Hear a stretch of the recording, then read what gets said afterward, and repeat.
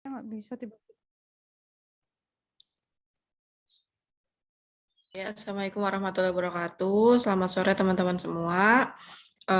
Bertemu lagi dengan CBL 6. Jadi agenda sore hari ini kita akan melakukan diskusi mengenai CBL farmakoterapi yang ke-6. Next. Siapa sih? Safira ke bawah.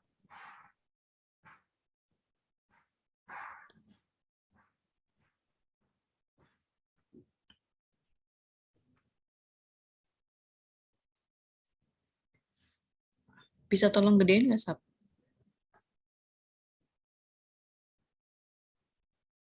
Oke, sudah cukup.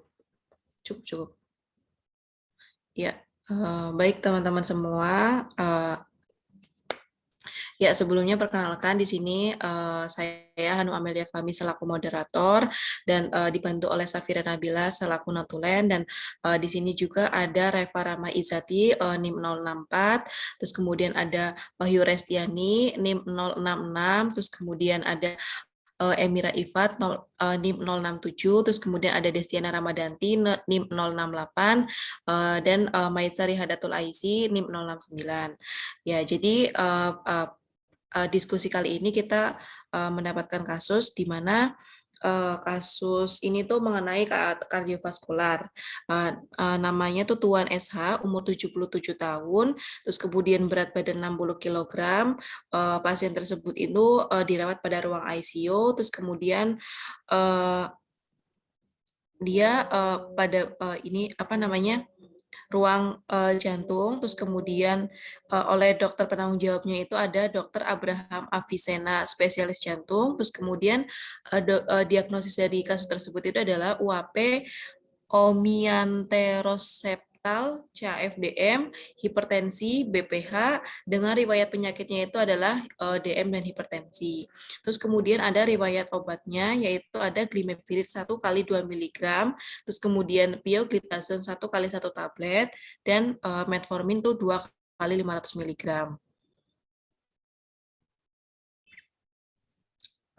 Ke atas lagi, Sab.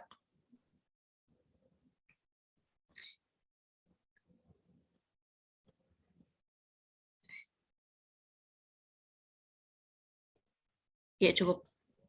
Ya, baik. Terus kemudian di dalam kasus ini itu ada tanda-tanda vitalnya, di mana tekanan darah pasien itu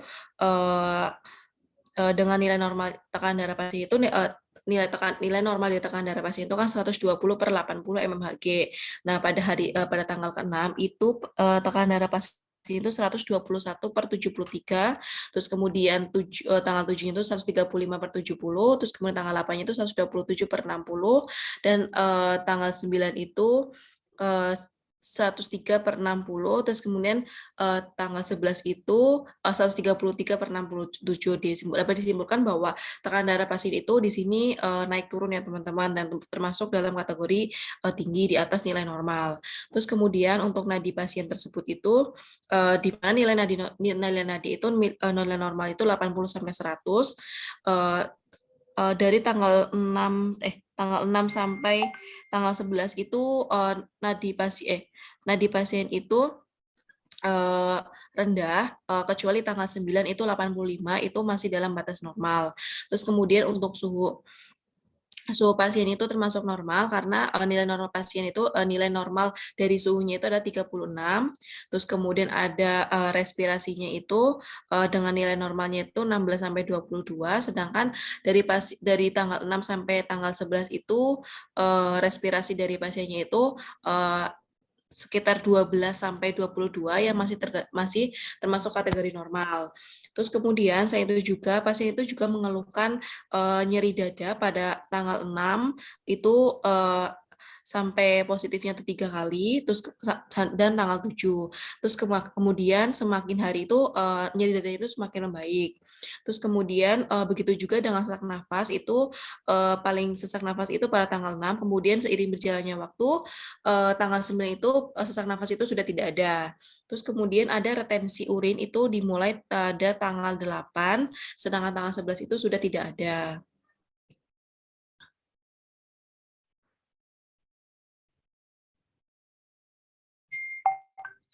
Ya, di sini apa namanya ada data laboratorium dari pasien tersebut ya. Nah, dari data laboratorium tersebut ini ada hemoglobin, leukosit, MCHC, dan lain sebagainya. Mungkin dari teman-teman semua ada yang ingin menyimpulkan bahwa bagaimana sih laboratorium si pasien tersebut gitu. Silakan yang ingin menyimpulkan, silakan raise hand dan menyebutkan nama dan NIM.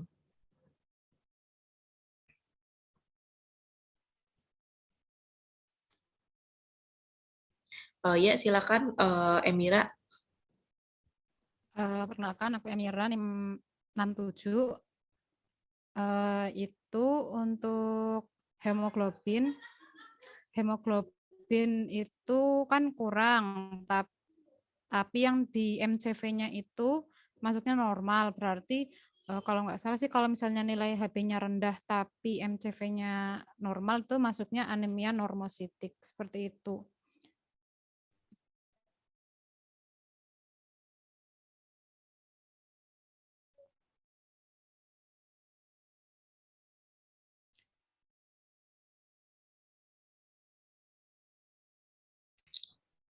Ya, Emira, apakah ada yang ingin ditambahkan? Itu yang apa namanya, kalium itu kan lebih tinggi ya, normalnya 4,5, terus dia 4,8, tapi belum tahu juga sih kesimpulannya gimana, apakah hiperkalemi yang sudah harus diterapi atau tidak. Lalu yang serum kreatinin darahnya itu tadi aku udah mencoba untuk menghitung. Kalau serum kreatinin itu kan berhubungan dengan GFR. Pokoknya nanti ada rumusnya itu. Nah, ternyata didapatkan kalau serum kreatininnya 1,72 dan usia pasiennya tadi 77 dengan berat badan 60, itu dapat GFR-nya 30,5. Nah, GFR 30,5 itu masuknya ke CKD stage 3B. Jadi ada penurunan fungsi ginjal dari kreatinin darahnya itu. Dari aku cukup itu aja.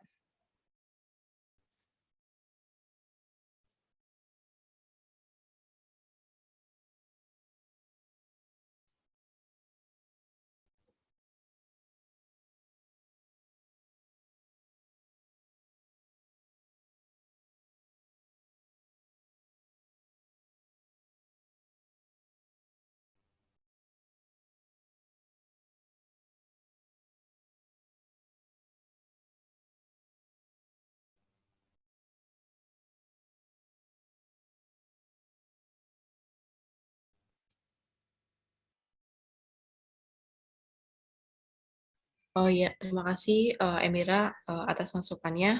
Silakan Desiana. Iya, terima kasih Hanum. Di sini saya Destiana Ramadanti, NIM 68, mau tadi kan didiagnosis kan itu udah ada ini ya, diagnosisnya itu uap ya. Tadi Ibu juga udah jelasin kalau uap itu unstable angina pectoris. Nah, pas tadi aku cari-cari si angina ini dia itu salah dua gejalanya itu dia itu nyeri dada. Kan di atas tadi waktu dia coba saf ke atas.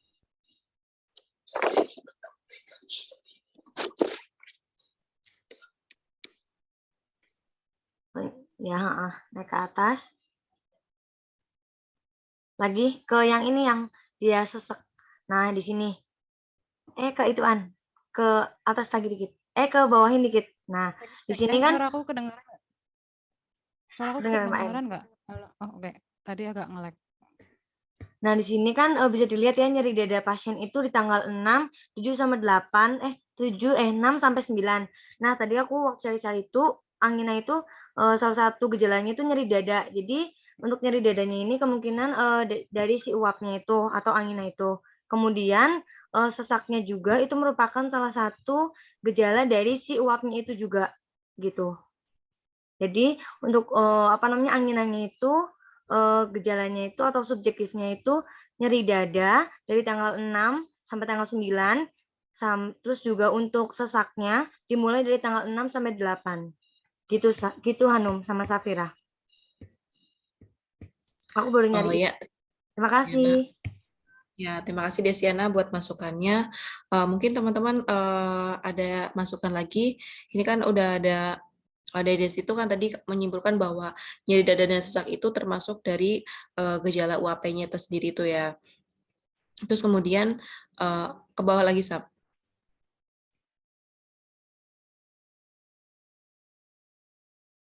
Yang bagian data laboratorium.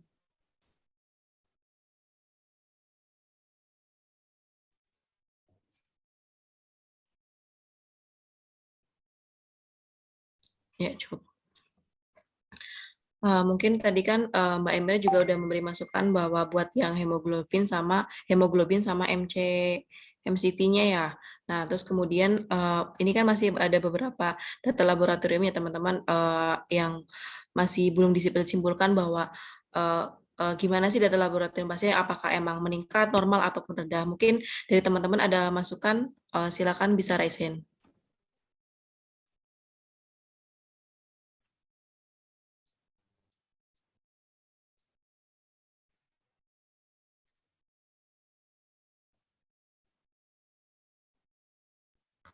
Oh ya, silakan Emira.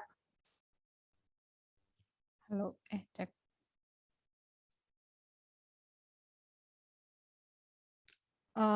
Aku izin masuk ya. Tadi kan yang Desti itu menyebutkan dia UAP itu yang masuk sesak itu. Terus coba agak ke bawah lagi, Safira. Yang bagian apa namanya, pemeriksaan penunjang itu. Yang paling bawah sendiri, kayaknya setelah terapi itu ada pemeriksaan penunjang. Nah itu ada hasil, kalau ronsennya nggak ada keterangan. Nah yang hasil EKG-nya itu ada ST elevasi. Sedangkan yang tadi aku sempat pelajari, kalau ada peningkatan dari segmen ST itu mungkin bisa dipertimbangkan ke mungkin STEMI atau ST elevation myocard infarct. Tadi aku juga sudah sempat baca yang di Perki itu, jadi diagnosis STEMI itu akan ditegakkan jika pasien itu ada angina akut dan kenaikan level ST. Nah ini kan cocok sama pasien kita, dia masuk rumah sakitnya ini dengan diagnosis angina. Terus juga ada kenaikan segmen ST di EKG-nya. Berarti kemungkinan ini problem mediknya itu lebih ke STEMI itu,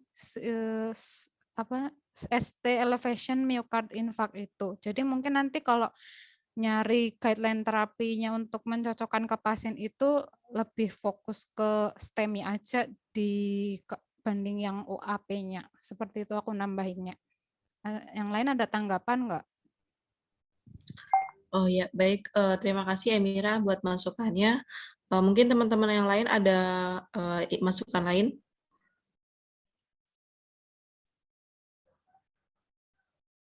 Ya, silakan Wahyu Restiani.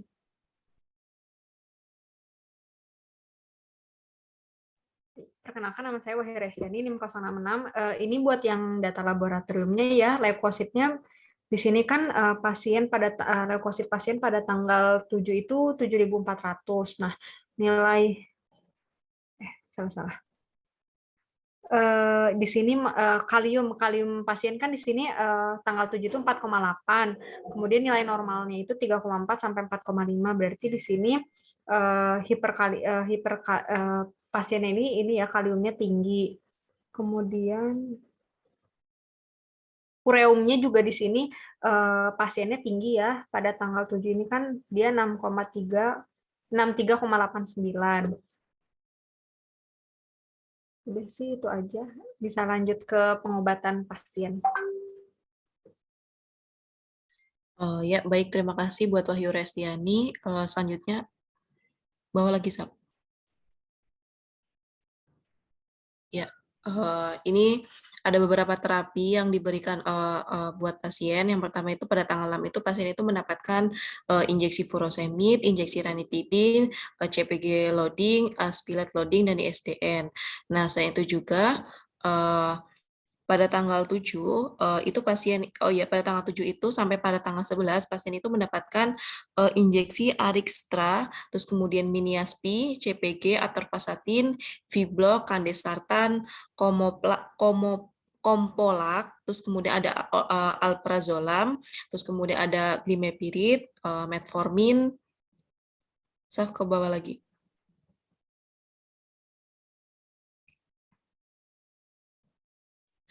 Terus kemudian ada tamsulosin, Afordat, dan pioglitason, dan infus RL 0,9%. Nah, di sini kan, Saf, ke atas lagi, Saf.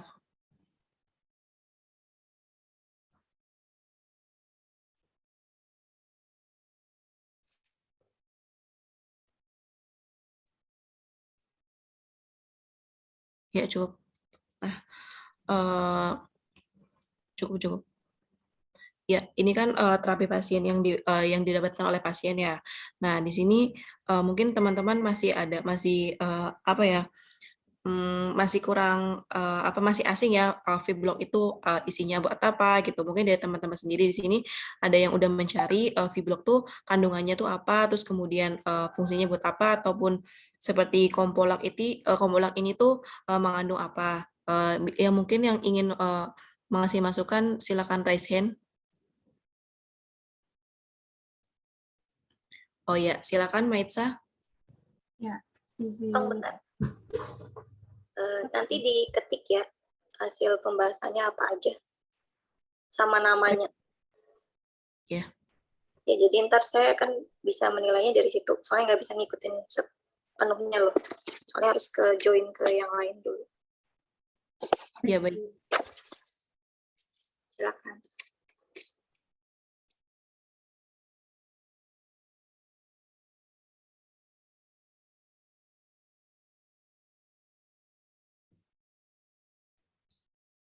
Oh ya, silakan Maitza.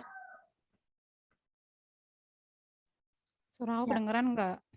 Ya, aku saya izin masuk NIM 69. Tadi kan kamu ini Vibloc isinya apa, ini isinya apa ya? Sebelum itu aku mau tanya dulu sih. Ini kan dia pasiennya UAP. UAP berarti masuk rumah sakitnya kan karena UAP-nya ya waktu MRS. Nah, itu berarti pengen nanya sama teman-teman aja sih, yang dikasih di hari pertama, yang loading itu berarti kayak dikasih waktu masuk pertama kali ke rumah sakit ya? Gimana Is maksudnya? Oh iya, kayaknya ini sih, kayaknya kan kalau misalkan dia UAP masuk rumah sakit itu kan emang perlu penanganan segera. Nah, kayaknya ini yang dikasih di tanggal 6 doang itu obat-obatan yang dikasih waktu gawat darurat. Jadi yang dikasih tanggal 6 doang itu obat-obatan yang dikasih gawat darurat, terus yang dari tanggal 7 dan seterusnya itu baru obat yang dikasih buat maintenance setelah kegawat daruratannya lewat kayaknya ya, kalau aku ngerti. Asal ngerti aku dari baca problem mediknya. Iya, benar gitu Is.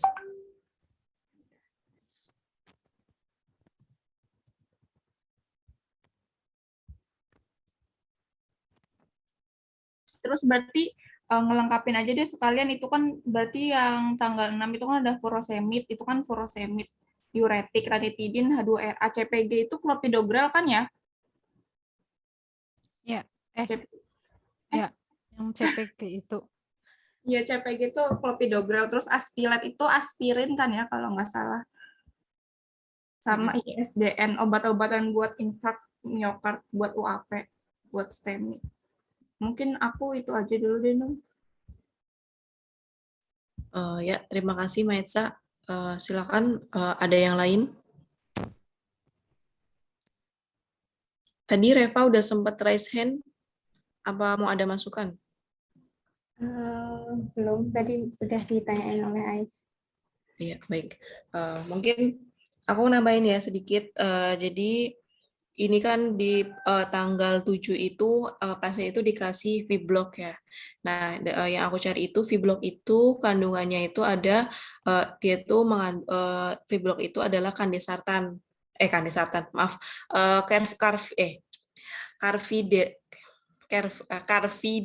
Astagfirullahaladzim. Carfidilol. Iya, carfidilol. Nah, itu tuh bisa untuk hipertensi, bisa untuk CHF gitu. Terus kemudian ini kandesartanya ini kan juga apa namanya buat hipertensi juga. Terus kemudian ini glimepiride itu kan tadi pasiennya itu kan dia punya riwayat penyakitnya itu diabetes. Terus kemudian ada riwayat obatnya itu juga apa namanya glimepiride sama metformin ya. Ini juga di bawahnya ada metformin. Nah, mungkin itu terapi lanjutan dari si pasien itu terapi DM. Terus kemudian di sini ada atorvastatin, dia itu untuk apa namanya dislipidnya. Terus kemudian ini CPG itu kan tadi adalah clopidogrel ya. Mungkin ini buat anginannya. Coba ke bawah sob.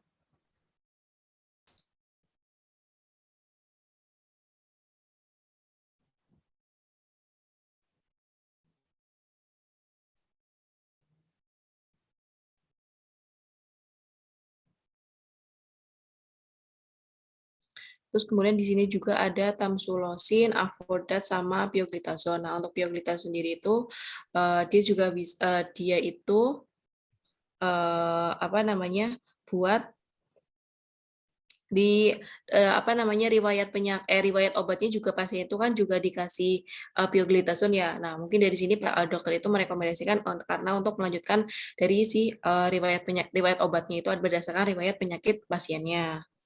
Mungkin dari teman-teman. Oh iya, baik Reva. Silakan Reva. Ini tadi mau lihat obat-obatnya.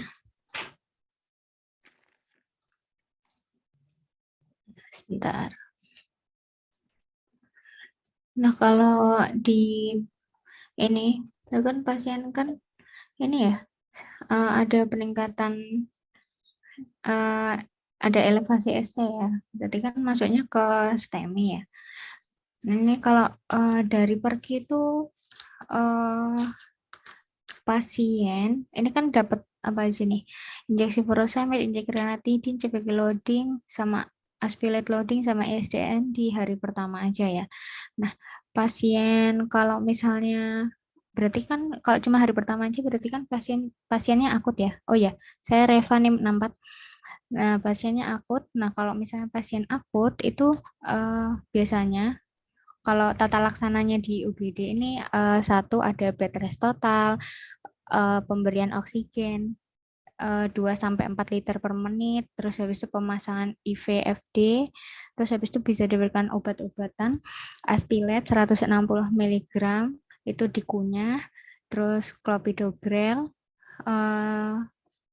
300 mg tapi untuk usia kurang dari 75 tahun dan menerima terapi fibrinolitik, clopidogrel 600 mg atau ticagrelor 80 mg kalau pasiennya itu menerima PCI atau atorvastatin 40 mg, nitrat sublingual 5 mg, bisa diulang 3 kali.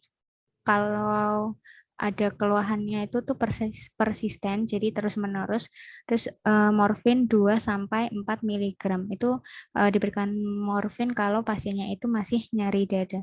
Mungkin teman-teman bisa dicari ada DRP apa aja. Ini kan udah diketahui gitu. Jadi pasien ini kan sudah dapat CPG tadi, clopidogrel ada, aspilate ada, ESDN juga ada ya. Nanti dicari lagi dosisnya udah sesuai atau belum gitu. Terima kasih.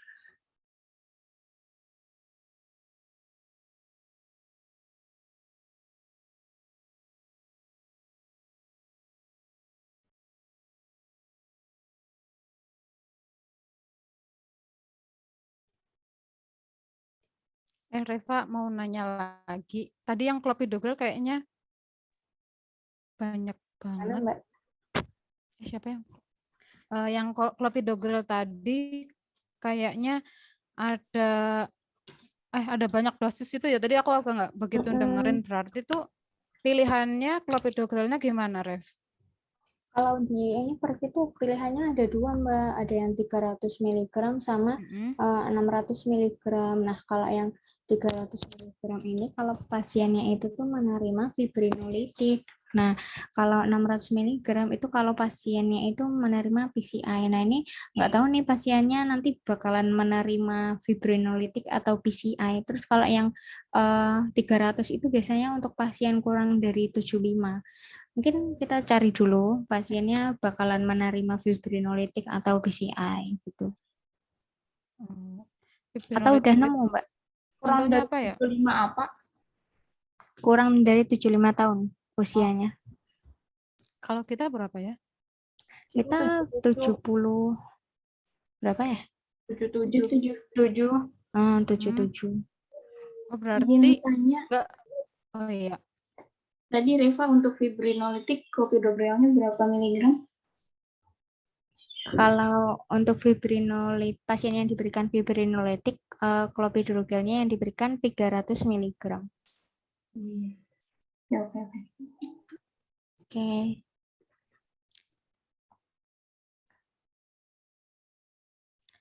Berarti itu untuk yang terapi di hari pertama tuh yang di UGD-nya gitu ya, Reva, yang tadi daftarnya tadi itu. Mbak, ada Oh, daftarnya. oke.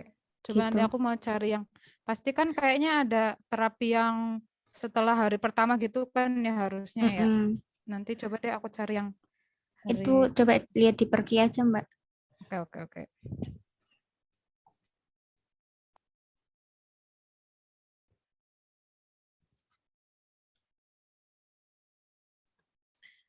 Ya, terima kasih Reva buat masukannya.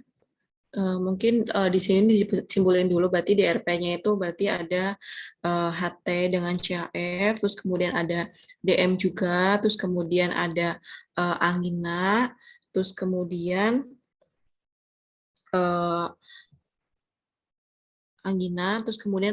dia pasiennya juga memiliki apa namanya diabetes juga karena di riwayat penyakitnya juga pasien itu apa namanya riwayat penyakitnya itu adalah diabetes. Mungkin ini kan udah ada beberapa apa namanya problematik ya. Mungkin teman-teman bisa cari terlebih dahulu, dianalisis terlebih dahulu DRP apa yang ada dalam kasus ini atau mungkin mencari guideline 10 menit cukup ya untuk apa namanya mencarinya.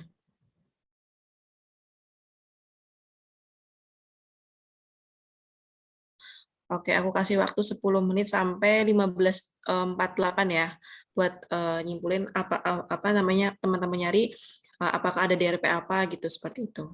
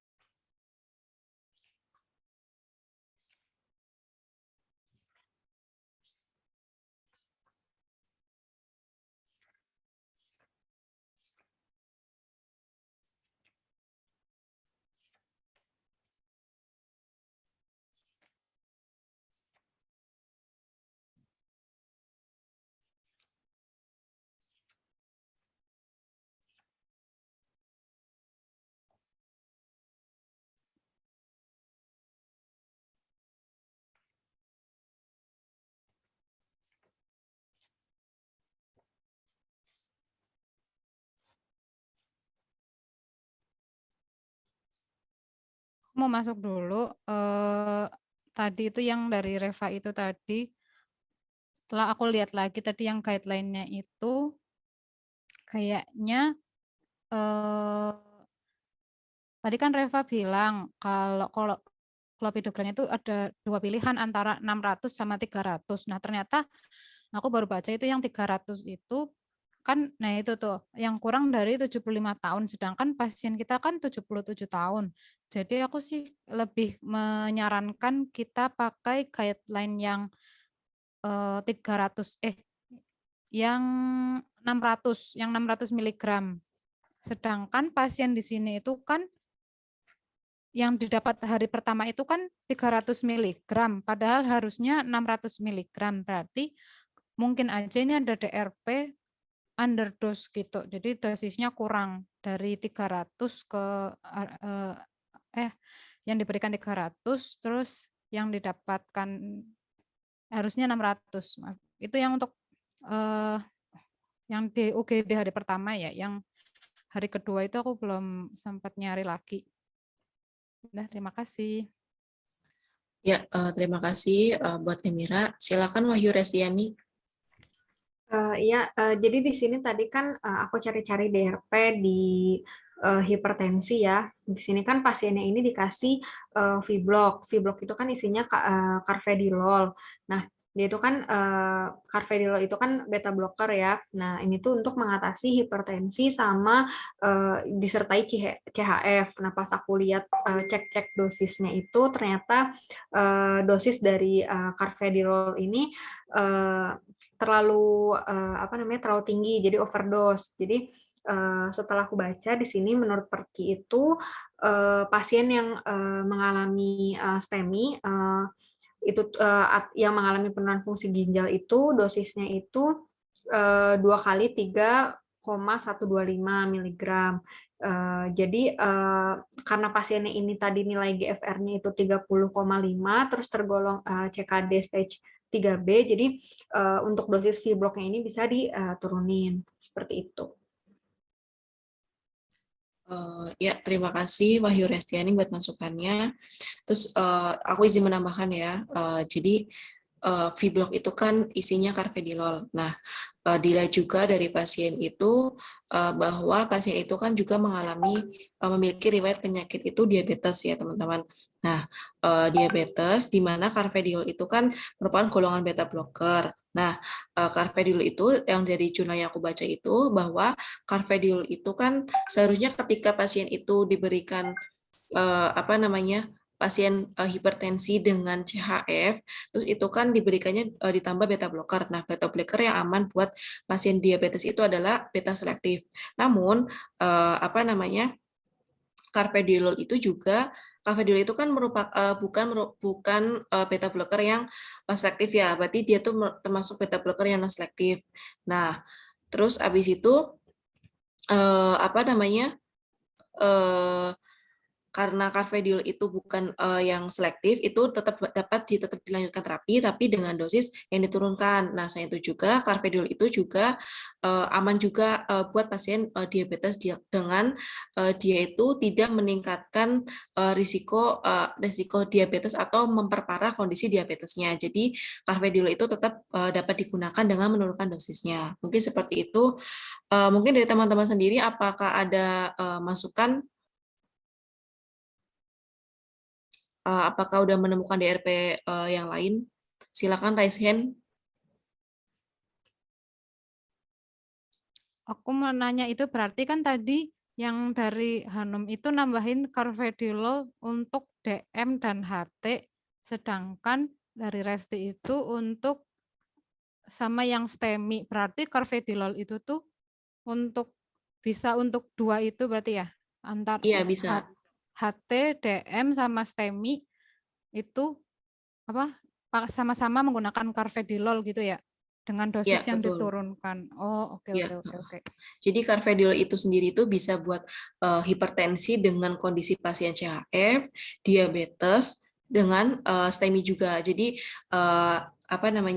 carvedilol itu bisa digunakan untuk problematik tersebut gitu. Dengan dosisnya itu kan karena pasien di dalam kasus tersebut itu kan pasien diberikan itu V-blocknya itu 2 kali 6,625 apa ya kalau tidak salah tadi 62,5 karena itu kan jadi overdose. Seharusnya dengan kondisi pasien yang HT, CHF, DM dan STEMI itu dosis yang direkomendasikan itu adalah 3,1,25 mg 2 kali sehari seperti itu. Oke. Berarti ini multifungsi ya obatnya ya? Iya, betul. Mungkin dari teman-teman yang lain, apakah udah menemukan DRP-nya? Karena ini udah 10 menit ya teman-teman. Tadi kan dikasih waktu untuk 10 menit buat mencari DRP apa aja sih yang ada di kasus tersebut. Silakan yang ingin memberi masukan bisa raise hand. Aku izin masuk ya. Oh ya, silakan Safira. Aku Safira, NIM 107. Di kasus tadi kan diagnosis dokternya ada BPH ya. Tadi kata ibunya BPH itu yang prostat itu ya. Nah, si BPH ini merupakan komorbid dari penyakit jantung. Nah, bisa jadi si BPH ini ada karena pasien itu mengalami kardiovaskuler. Terus di tanda-tanda vitalnya juga kan kreatininnya itu naik. Itu menunjukkan si fungsi ginjalnya turun. Ureumnya juga tinggi, itu juga kan berarti ginjal itu tidak bisa memfilter. Nah, itu tuh salah satu objektif dari BPH itu. Kemudian untuk obat-obat untuk BPH ini tuh ada alpha 1 blocker. Nah, yang tadi itu apa sih namanya? Temo apa? Lupa. Tamsulosin. Nah, itu yang alpha 1 blocker. Terus juga ada Avodart. Avodart itu apa ya namanya? Dutasterid bukan? Lupa. Bentar. Iya, Vodrox itu dutasterid. Ya, E5 alpha reduktase inhibitor ya itu ya. Ya itu isinya yang tadi itu termasuk golongannya yang itu. Nah, untuk BPH itu tuh kedua obat ini tuh emang bisa dipakai, dikombinasikan. Terus di guideline yang aku dapat, kalau misalkan si BPH ini udah mengalami gejala, simptom, kan ini ada nih, oh iya, retensi urin juga termasuk gejala dari BPH. Kalau misalnya udah ada gejala, maka harus diobati oleh farmakoterapi, yaitu obat-obatan. Salah satunya tuh ini, 2 ini gitu. Terus kombinasi 2 ini itu lebih baik dibandingkan monoterapi dalam efektivitasnya, dan juga kombinasi ini juga baik untuk menurunkan retensi urin pasien seperti itu. Untuk BPH sih, teman-teman. Yang aku baca sih seperti itu ya. Ya, terima kasih Safira buat masukannya. Sepertinya tadi Destiana raise hand. Apakah ingin memberikan masukan? Nanti dulu Num, sebentar kepencet, maaf. Oh ya, oke. Tadi Safira sudah memberikan masukan mengenai BPH itu kan karena jantung ya gitu. Nah, mungkin dari teman-teman yang lain apakah ada masukan lagi? Mau memastikan lagi berarti yang BPH-nya tadi terapinya gimana? Tetap gitu atau izin masuk ya? Kalau misalnya ngelihat dari guideline sih 2 obat ini bisa dipakai, dan juga kondisi pasien juga sesuai gitu untuk penggunaan obat ini, karena pasien ini kan mengalami retensi urin. Nah, si kombinasi ini tuh baik untuk mengurangi retensi urin, jadinya tetap dipakai untuk kombinasi ini. Oke. Makasih. Ya, terima kasih Safira dan Emira. Silakan Maitza. Ya, saya Maitza, NIM 69.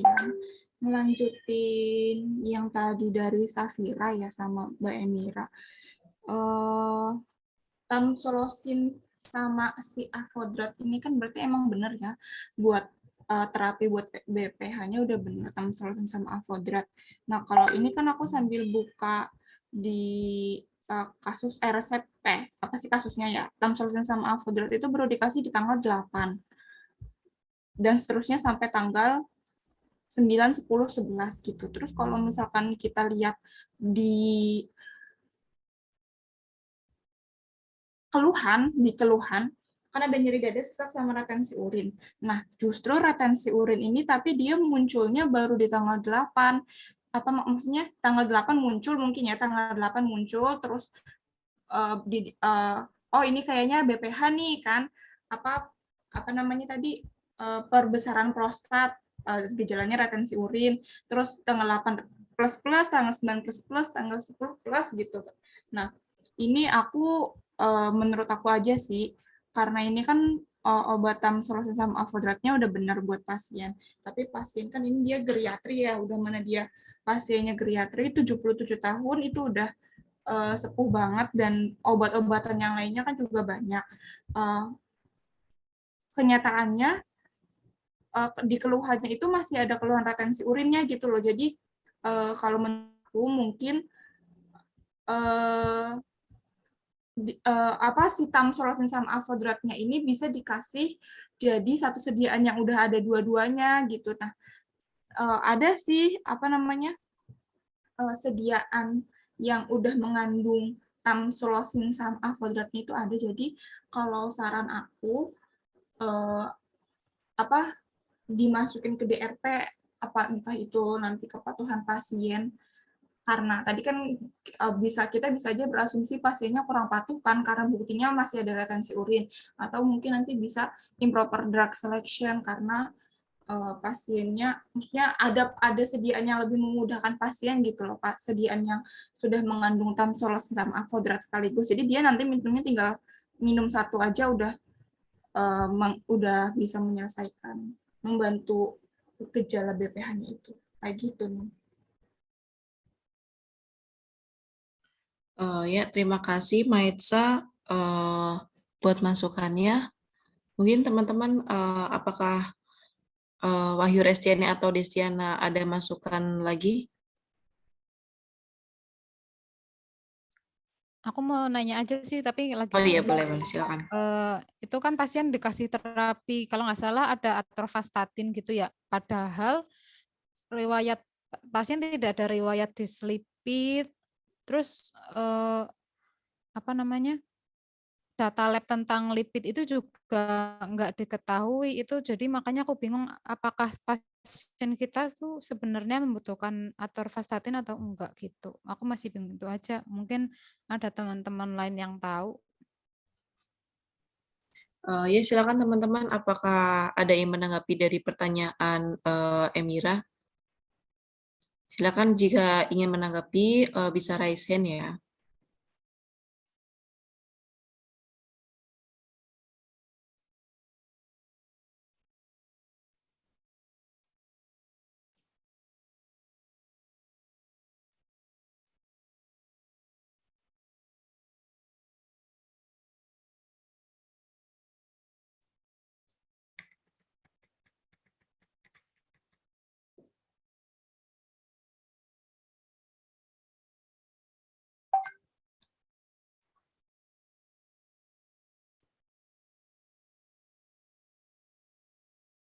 Ya, apakah ada yang ingin menanggapi pertanyaan dari Emira atau ada masukan DRP apa yang teman-teman udah temukan gitu?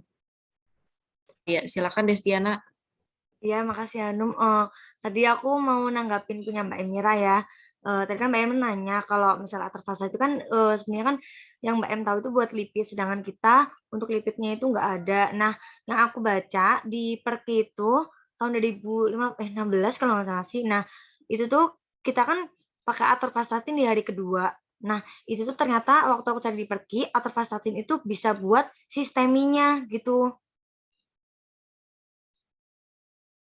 Jadi untuk Mbak Emira untuk atorvastatinnya waktu di Perki aku nyari itu kemungkinan bisa digunakan untuk sisteminya, Mbak. Kira-kira gimana? Oh, berarti dengan kadar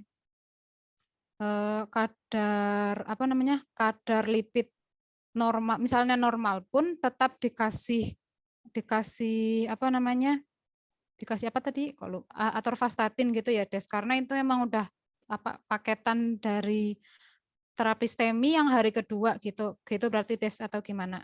Iya, Mbak, betul. Oh, oke. Berarti emang kepake ya ini obat atorvastatinnya udah benar gitu ya? Iya, betul, Mbak. Jadi untuk atornya itu digunakan untuk STEMI ya, teman-teman ya. Nanti untuk guideline-nya aku bisa kirim ke grup. Des, kalau yang hari kedua apakah ada obat lain, Des? Oh, ada, Mbak. Iya, lupa. Astagfirullahaladzim. Jadi di hari kedua itu kita pakai namanya aspirin. Aspirin. Pakai miniapi. Miniapi kan termasuk obat aspirin ya. Terus tadi juga ada clopidogrel, itu kan udah disebutin tuh sama si ini ya, sama si Resti kalau nggak salah tadi tuh. Nah, terus juga ada carvedilol, terus habis itu ada atorvastatin tadi udah, terus sama ini Arixtra. Oh, Arixtra. Bentar, aku kayaknya udah nyari. Oh, Fondaparinux dia ya. Kalau nggak salah Fondaparinux. Iya, Fondaparin. Iya, Fondaparin. Iya, Arixtra itu masuk Fondaparinux. Gitu. Berarti emang ada terapi hari pertama tadi udah si Reva tadi, ini yang hari keduanya gitu ya. Dan sesuai juga. Oke. Udah sesuai, Mbak, di Perki ada. Sesuai sama pasien juga berarti. Oh iya, sama lagi ada alprazolam. Satu lagi, Mbak, alprazolam. Kalau pasien ini dapatnya diazepam mungkin kayak mirip-mirip gitu ya? Iya sih juga, kan kalau misalnya pengobatan diadulia kan kalau kita kan dapatnya alprazolam. Nah, aku baca di Perki itu pakainya diazepam gitu. Jadi mungkin DDRP kali ya? Mungkin. Mungkin sementara baru itu sih. Gimana, Ais? Itu dikasih golongan benzodiazepin kayak gitu buat apaan, Des?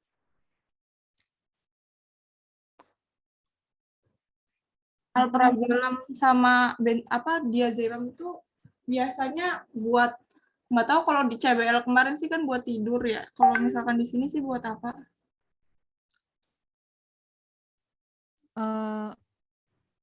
Kayaknya buat nyeri nggak sih kayaknya?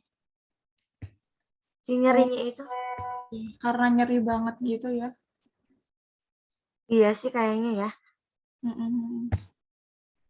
Atau mungkin udah, tapi nggak tahu juga sih yang tadi aku nanya atorvastatin itu juga ternyata kan udah paketan kan, walaupun dengan lipid normal pun tetap pakai atorvastatin. Terus ini juga pakai yang diazepam atau alprazolam tadi. Mungkin kayak udah paketan, cuman kita perlu nyari kenapanya gitu kali ya.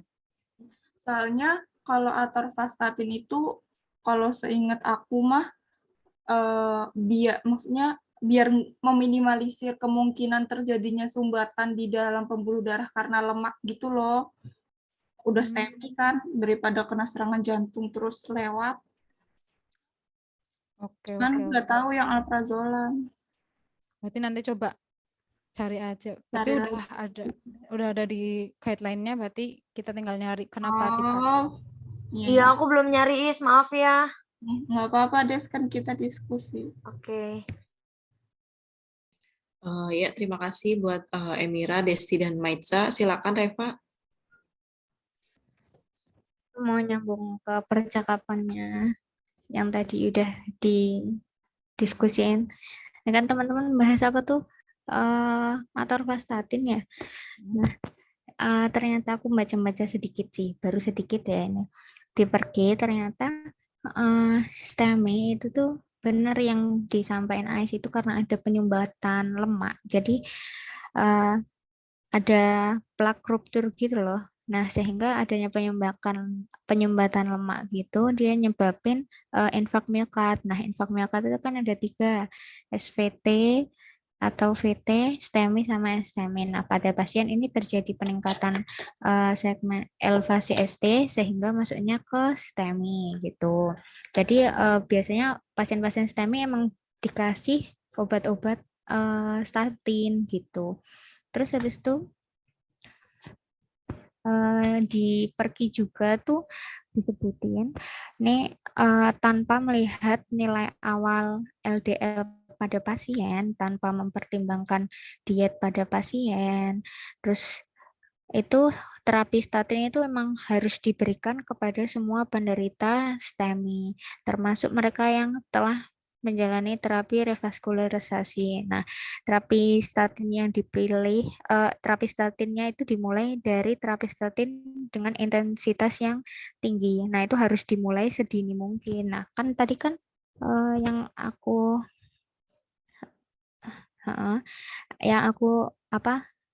bilang pasien kan pada kondisi akut kan harusnya dapat atorvastatin ya. Nah, itu kalau di sini mungkin bisa jadi DRP ya, nanti ada terapi tambahan atorvastatin 40 mg karena di perki itu juga disuruhnya dosisnya 40 mg gitu. Kalau pasien kan udah dikasih atorvastatin ya di hari kedua, jadi udah sesuai gitu. Udah segitu aja sih. Mau nanya Ref, berarti hari pertama dan hari kedua tuh tetap pakai atorvastatin ya? Jadi kalau aku lihat ini Mbak, di sini tuh terapi statin tuh harus dimulai sedini mungkin. Terus habis itu tadi di tata laksana pas di akut itu juga pasiennya itu ada pilihan terapi enggak, obat-obat yang diberikan yang harus diberikan salah satunya memang statin gitu. Oke. Makasih. Ya, terima kasih Reva buat masukannya. Silakan Destiana, Reva bisa lower hand ya.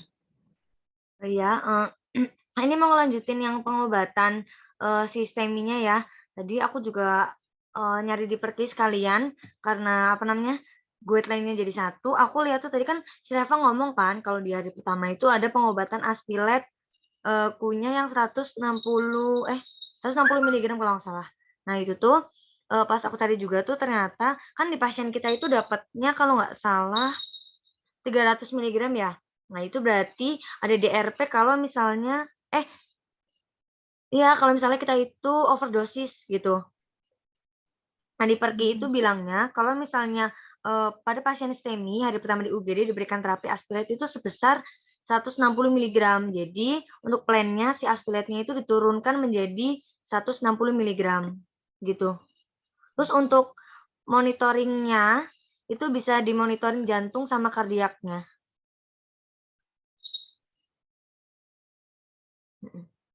Itu aja Num. Ya, baik, terima kasih Destiana. Mungkin apakah teman-teman ada masukan lagi? Mungkin di sini udah semua ya teman-teman, udah dibahas. Ada beberapa DRP nih, udah banyak ya DRP-nya gitu kan. Safira coba tolong ke atas. Oke. Di sini dapat disimpulkan bahwa DRP-nya itu pertama itu ada DRP underdose, yaitu mengenai clopidogrel yang diberikannya itu 300 mg, kemudian ditingkatkan menjadi 600 mg. Terus ke bawah lagi Safira. Ya, terus kemudian kedua itu ada DRP overdose Aspiler yang kemudian diturunkan menjadi 160 mg. Terus kemudian V-blocknya juga overdose. Bawah lagi Sab. Ya, terus kemudian ada DRP kepaton atau ada sediaan yang lebih efektif gitu, diganti dengan sediaan yang mengandung kedua obat tersebut. Jadi mungkin jadi di sini tuh obatnya terpisah, tapi ada satu sediaan yang satu sediaan itu mengandung dua obat tersebut. Ke bawah lagi. Ya, mungkin itu sudah ada beberapa DRP ya teman-teman. Di sini teman-teman juga udah ngasih masukan alasan solusinya bagaimana, terus kemudian kenapa obat tersebut menjadi DRP gitu kan. Nah, nanti teman-teman bisa mengisi form SOAP-nya gitu. Mungkin itu aja diskusi hari ini karena udah tidak ada masukan lagi dan satu kasus semua itu udah dibahas. Saya selaku moderator, mohon maaf apabila selama diskusi CBL 6 ini kurang baik dalam memandu diskusi hari ini atau ada salah yang disengaja pun tidak sengaja. Mungkin dari saya itu saja. Terima kasih teman-teman udah berpartisipasi dalam CBL 6 diskusi pada sore hari ini. Wassalamualaikum warahmatullahi wabarakatuh. Waalaikumsalam Waalaikumsalam. warahmatullahi wabarakatuh. Terima kasih Waalaikumsalam teman-teman. warahmatullahi Terima wabarakatuh. Terima kasih kasih. semua. Terima kasih.